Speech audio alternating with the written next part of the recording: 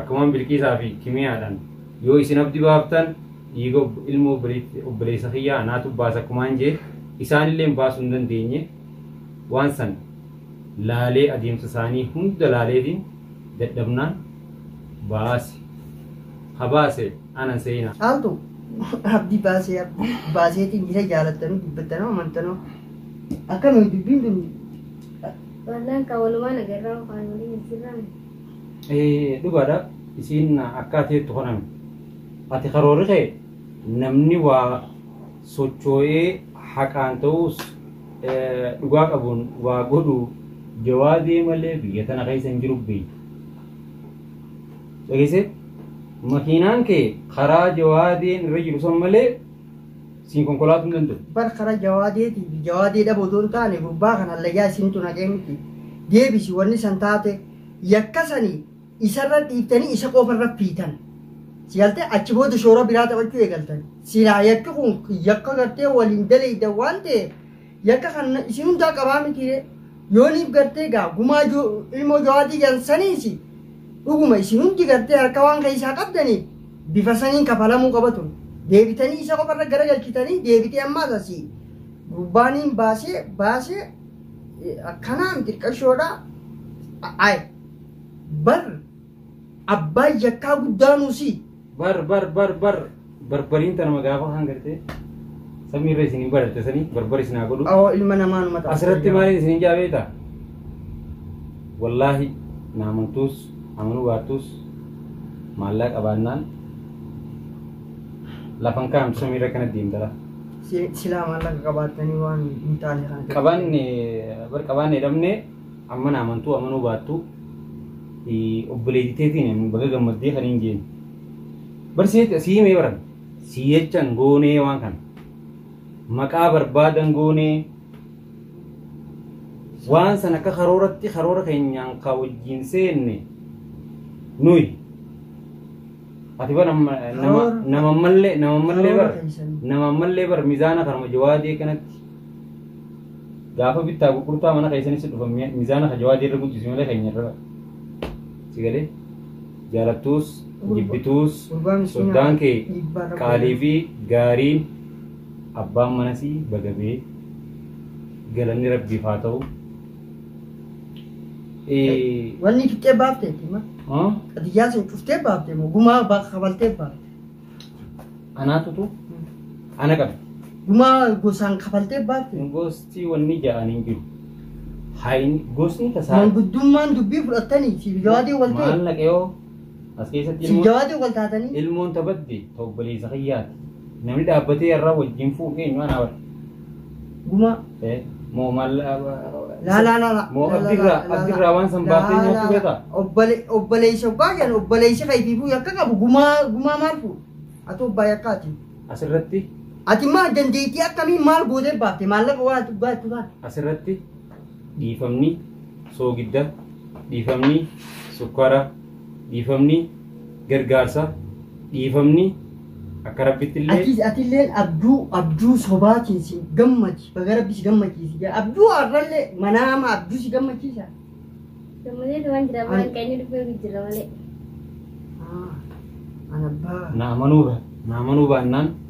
Naamanuu baannaan qabeetumaan si gubbaa fidee qaamni haa bishaan si ta'u. Dhageesse? Amma maaf saa akkana nuti taphata. Feetu amanii amanuu baadhu fideetiin si garsiisa. Isaa biddisa? Hin babbaaragini tasgabbaa'ee irraati. Tasgabbiidhaan eeggadhu.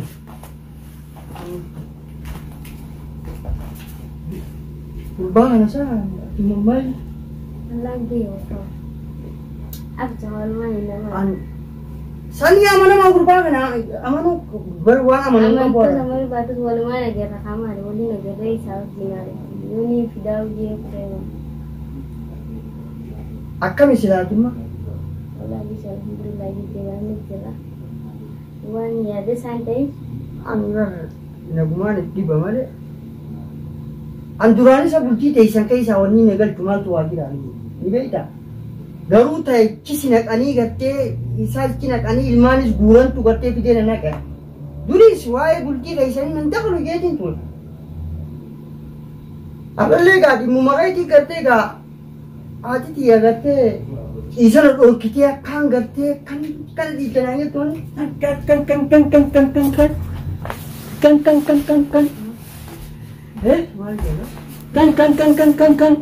maal akkana nama qoosama. Amma dhageessaa? Maal? Mee maali wanni hin fide? Abbaan biyyaa dhufe. Qilleensa fide. Sheekha. مبروك عليك ما شاء الله. أكملت يا ما شاء الله. جريني من إذا كم وهم دجالا الحمد لله. شكرا تربيت. إيه. عمري هي قاتي. أمانتي؟ هذه تقارنها ما. أمانتي؟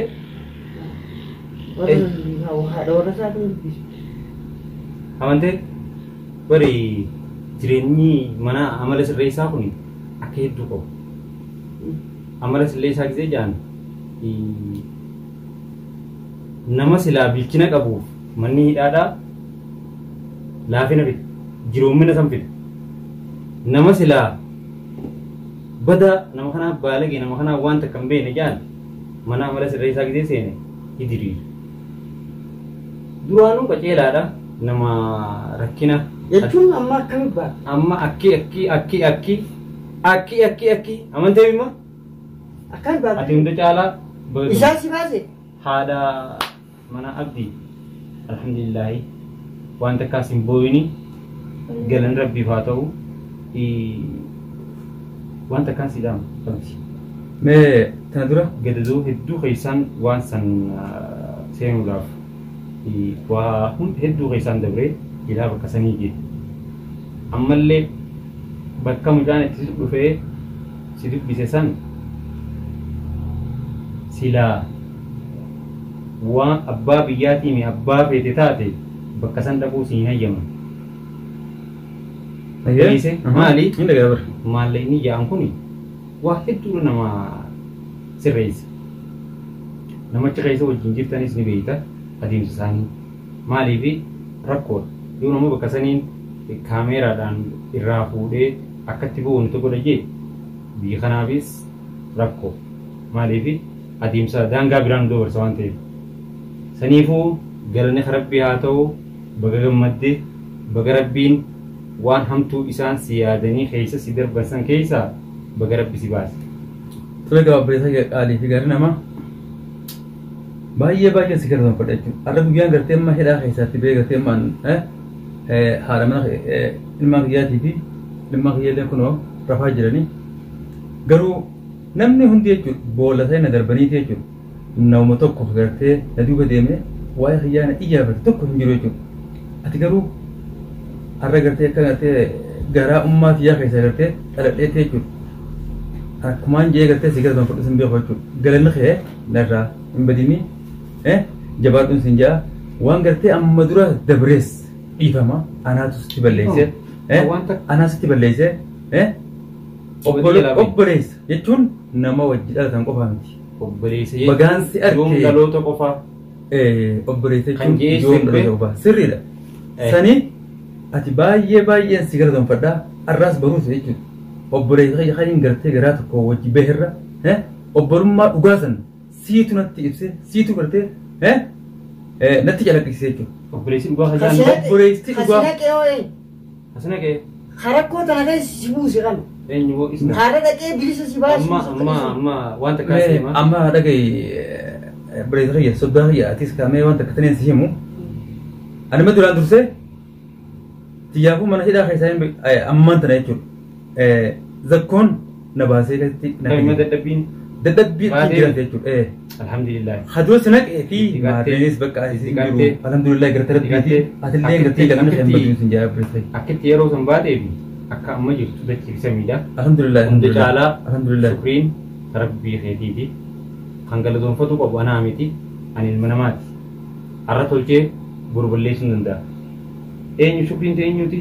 Alhamdulillah yaa rabbii bakka san na dhaabdee odoo lubbuun xiyya nan badiin achi keessaa na baafte alhamdulillah jii rabbi keetiif galata galchi. Maaliif waan kana jaa bakki irratti kaleessa keessa turte sanii dhugaan siimaami karoorri isaan baafatanii jiran hattaa ganda san hunda hidhanii jiran manummaa lubbuu kana kanneetiin halkan dukkana dhaqee amma kalees dhingettaa ta'anis gandum saniin jira ammatti jawaadiinis furmaatiinis bakka san irra naannawa ilaa hanga caalaan ati keessa hanuma jiraatu malee isaan sila akka karoora isaaniitti akka inni bakka san gartee waan boowwaan seen hunda to'ataniif barbaade garuu caalaan nama bakka sanitti argamuu danda'u miti hunda caalaa namni onni ol caaluun sammuu dhalootaan namni kunis baay'ee sagalee dhalata kunis sagalee dhalata nuti gaa akka keessaafuu anaa fi maammeen faan baay'ee torba dhalattaniiti ganaa qaruuraa keessatti isin deebisne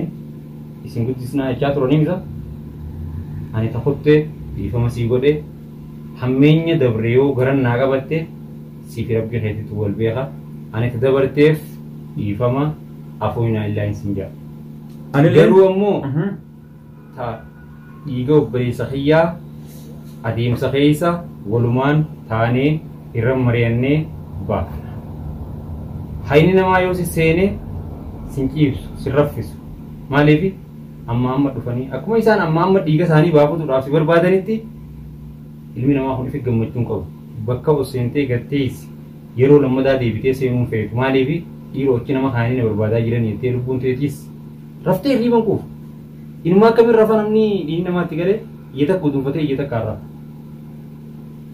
maaliif anis na balleessanii teettu waan if keessaa qabu sanii dhiiga ilmoo isaa san walumaan taanee mariidhaan sirraa cufna inshaallah biidnillah waan kana giseen sin jedhu jibbaa isaa qabaadheetii miti nama badiisit balleesse dhiifama godhuun akka rabbitti illee jaalatamaadha beek haa obboleessa kiyya ati itti yaaddeeti dhiiga kiyya san balleessite an dhiiga kiyya balleessuu silaan hin danda'a rabbi jechaan irra dhiifama sii godhe narraa asii bahe odoo jee jawaaduma keenya sanuun baana beek rabbi biraa is qooda qaba ilma namaa isa jaalatu isa kabaju akka maammee kana fa'a silaa qooda ajaa'ibaa akkamitti maammee asirratti hin hollatin hin bu'in leenjoo keenya anima fuula gartee hordoftoota keenyaa haa dura taa'eetiin waan siin jee gartee taniin si muufadhee hunda natti muufattee hunda jechuudha taniin si muufachise hunda arrarraa kaatee tan dhiifama si gaafadha jechuudha wanni kana jechisu maali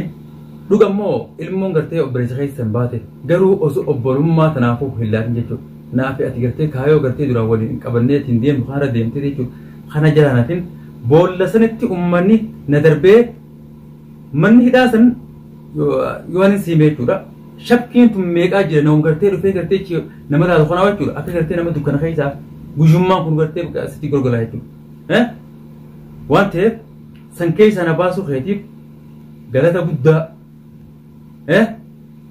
nama gartee kaayyoo qabu nama gartee ati gartee kaayyoo tiyyaafillee fuula dura gartee ati bu'aadhaaf gartee sila karoora gartee jiruu tiyyaa gartee naaf ibsu jedheetiin galata guddaa si galateeffadhaa arraas baruus rabbii jecha waan si godhee ta'een si muufachise hunda dhiifama naa godhee sin jaa dhiifama si godhee rabbiin irra siif haa dabru tajawaadeedhaa walumaan taaneeti itti qabsoofne isa balleessuu odoon ta'in itti qabsoofne akka dhiiga isaas itti baafatu walumaan irra qabsoofna waan takka yaadini alhamdulillah galanni rabbiif haa ta'u ammaan irraa barbaaddan amma ati wanni sirraa barbaannu wanni takka saniin bakka isirraa barbaannu immoo osoo hin ta'in animma dhuga baanta dhiiroo yoo man gartee haadha mana kiyyaa tanaa fi ilmaan kiyyaa gartee ijaan arkaa jedhanii jechuudha lubbuun tun halkanii guyyaa bakka bishaan gartee fidanii gartee huduma faggoo kana gartee gochitanii nu kannanii bakka nyaadhaan hojjaa jechuun narraa gadi deemu tu galee jechuudha arra gartee fiddee gartee ati haadha mana kiyyaa kana wajjin ilmaan kiyya kana wajjin wal nugarsiisu jechuun gatii guddaa bakka wareega gartee guddaa si qabalaa jechuudha. Silaawoo beekamaa beektaa manni hidhaa ammoo gisee osoo hin ta'e namni duraan paastaa fi mokroonaa fi waan adda addaa kana nyaatu